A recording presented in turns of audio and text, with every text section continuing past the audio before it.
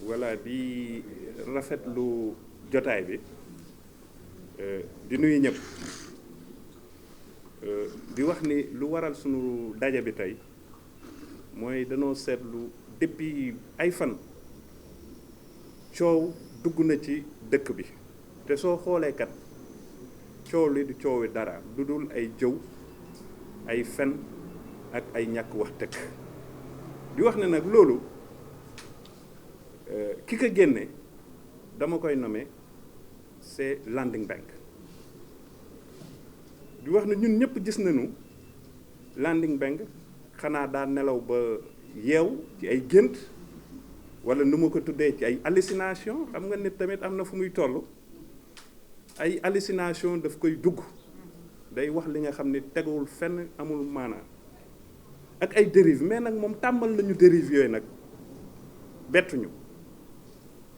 di wax ni Landing Mbengue moomu tey jii du exemple tey ci commune bi di wax ni mënul nekk ki nga xam ni mën na ériger wu en donneur de leçon moom yàgg naa def jeu bi nag ku ko koy defloo dafa nekk ki nga xam ni amul courage politique dafa nekk ki nga xam ni ñemewul def face askan wi dafa nekk ki nga xam ni ab arrogance moo ko jàpp kooku je veux nommer le ministre Omar Gueye ci boppam moom moo teg benn film nu ma koy tuddee benn théâtre la teg def benn mise en scène bi nag lan mooy objectif bi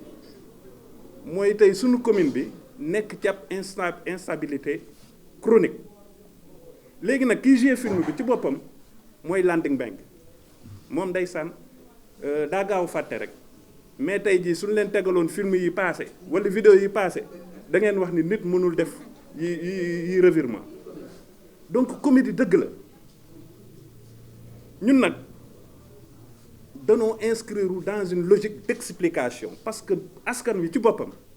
moo ñu jox ab mission bi wax ji jibee ñun en tant que conseiller def nañu lu nu war le conseil s'est réuni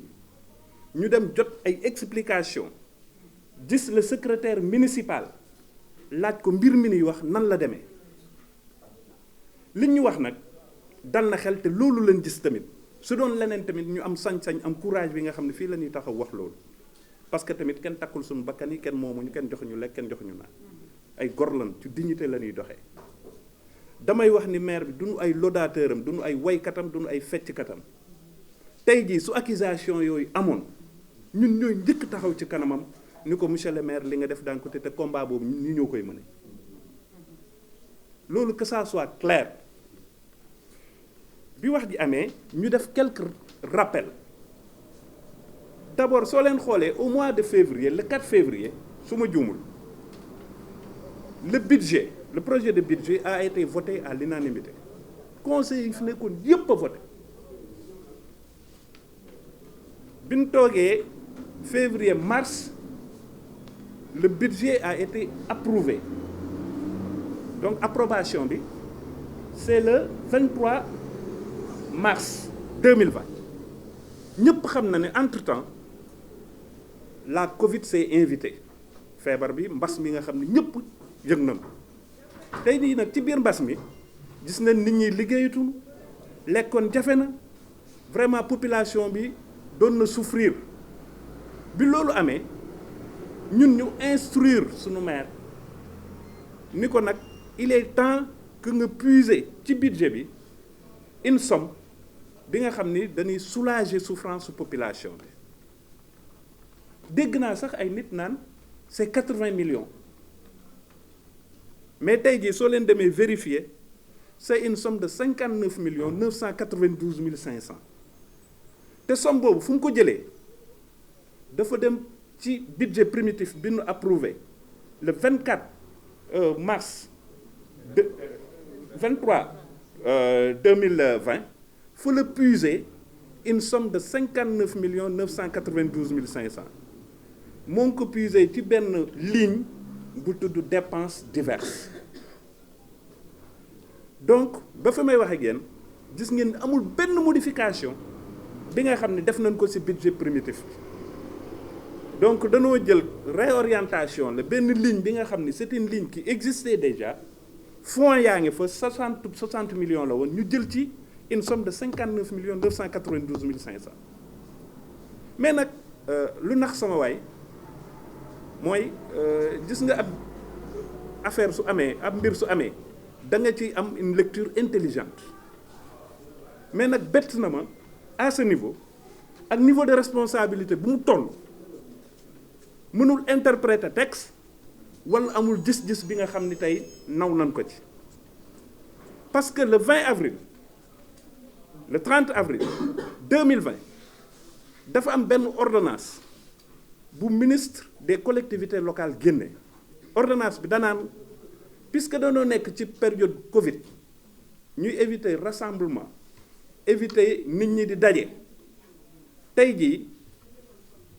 ordonnance boobu permettre na au conseil au bureau du conseil bi mu substituer wu au conseil municipal pour d'éventuelles modifications léegi ba ordonnance boobu génnee ñun entre-temps dépense boobu mooy les 59 millions 992 mille 500 engagé woon nañ ko ba pare te ñoo ngi ko jëlee woon ci rubrique dépenses diverses bi ñu jëlee nag fonds yooyu jënd ko un certain Landing Mbengue génn taxaw ni le maire lui-même a modifié a imité dama koy wax les signatures ba pare jël benn fonds 80 millions dem jënd ci ay vivres donc ma koy xam ni tey jii le maire bi nga xam ni mooy ordonnateur des dépenses le maire bi nga xam ni tey jëloon na fonds 59 millions 992 mille 500 puisé ko ci rubrique dépenses diverses soxlawul modification boobu tey jii su modification amoon su boobaa lay woo conseil bureau conseil bi dajeek ñoom pour jël somme boobu et su loolu amoon day nekk li nga xam ni du yoon moo tax ñun bi ñu déggee wax ji ñu dem def ay recherche dem ci bureau dem ci secrétaire municipal bi wax ak moom xool exactement ce qui s'est passé tey jii su dul loolu ñun ñooy njëkk taxaw ak maire bi jàmbaarloo moom donc looloo tax tey ñu nekk fi di wax ni Landing Mbengue juum na juum ju rëy di wax ni mag ak niveau bu mu toll niveau de responsabilité yu mu nekk toll waroon na mën a wax ni tey commune bi ñoo ngi koy sargal man loolu laa doon xaar ci moom et puis lu ma gën a metti mooy Landing Mbengue tey taxaw na xas population bi yépp mu ni tey ci bureau bi même ci conseil yi amul ñuy jàng wala jànguñu mu xamuñu dara mais di wax nag wax dafa xam na xam lu muy waxee ak xam lu muy wax tey jii su nekkee adjoint au maire am na yeneen considération lu dul ay njàng ak wala ay xam-xam tey jii mairie bi ñi fi nekk ay nit ñi nga xam ni xam nañu li ñuy def xam nañu fi ñuy yóbbu mairie bi xam nañu li ñuy jëfee moom kay moo ñu bett man personnellement daf ma bett parce que yaakaaroon naa ni ak expérience bu mu am ak li muy woote background bi muy woote laa wax de parce que man dama xamul sax lu muy liggéey ba léegi mënu ma la kaa wax donc su taxawee tey naan ña nekk ci commune bi danoo jàngul damaa yaakaar ni nag nan xoolaat wax ji parce que tamit commune bi man mii di wax ci ñi gën a tuuti xam-xam laa bokk ñi gën a tuuti xam-xam sax laa bokk cër bi nag dan ma koo jox rek pour ma wax mais na xool tamit jëf ni muy waxee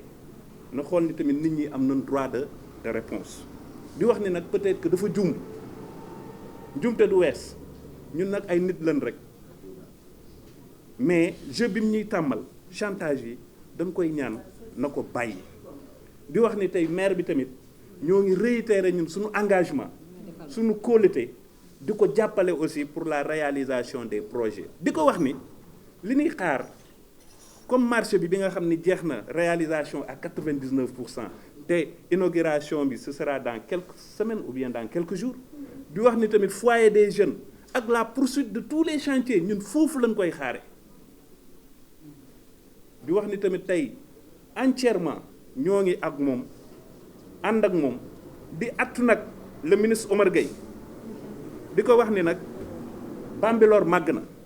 nekkatuñu Sangalkam di wax ni su dee njàng rek qu'on nous excuse ñoo ko gën a def nag ñoo ko gën a def suy gérer nda gérer ñetti village am yi ak ministère bi ko Macky Sall jox ministère bi nga xam ne chaque jour ñoo ngi ciy dégg coow lu bëri fu mu jaar moom ay échec rek la fay am musuma gis fu mu amee réussite ci ministère di wax ne mënul nekk exemple pour ñun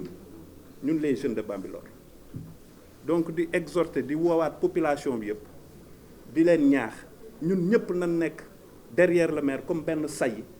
jàppale ko pour la poursuite des grands projets dans cette commune et voilà je vous remercie.